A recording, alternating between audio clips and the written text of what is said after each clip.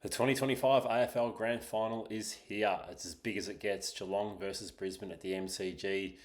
For the winner, probably settles the debate as to just which side is the best since 2000.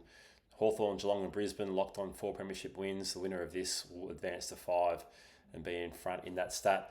Geelong are the favourites after dismantling Brisbane just as recently as the qualifying final and registering a big win over Hawthorn last weekend. Patrick Dangerfield produced one of the greatest finals performances of all time, 3 goals, 31 disposals.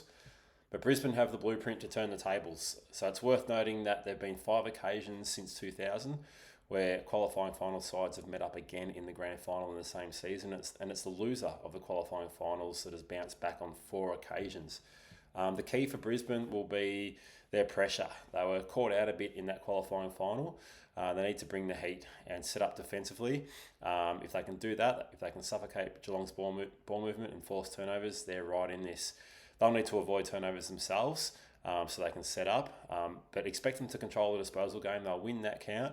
And maybe just slow things down a little bit before pulling the trigger with that daring, risky ball movement inside 450 to set up a few one-on-ones.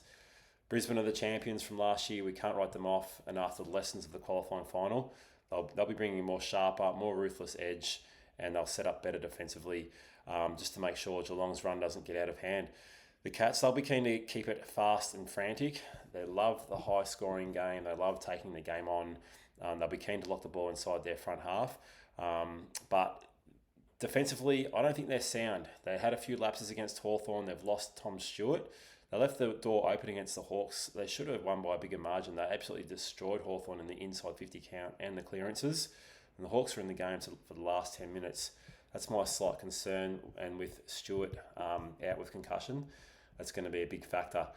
The other thing too, Brisbane, they lost in the qualifying final, but they've won 3 of the past 4, and they've been on the positive side of a few momentum swings in those games, coming from behind on 2 occasions, and they won last year's preliminary final, which was a bit of an epic. So what's the play? Brisbane with a 12.5 start.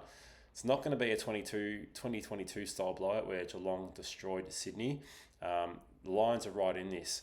Take them with the 12.5 point start, and the total points over 170.5. That looks right in play. Both sides have been piling on big scores. Geelong especially, we can go way back through the home and away season. Brisbane, the last 2 weeks, they've registered 100 points. I think we're going to get past that 170.5 points for the total points. Player props, Josh Dunkley, 25 plus disposals. He's reached that in his last 6 matches against Geelong. And with all the attention probably going towards McLuggage and Will Ashcroft, he's massive value to reach that mark again. He thrives in the finals heat. And how can we leave out Patrick Dangerfield? Looks primed to strike again. Take him as an anytime goal scorer or to kick 2+. He'll be giving it absolutely everything, and he could be the difference between the two sides.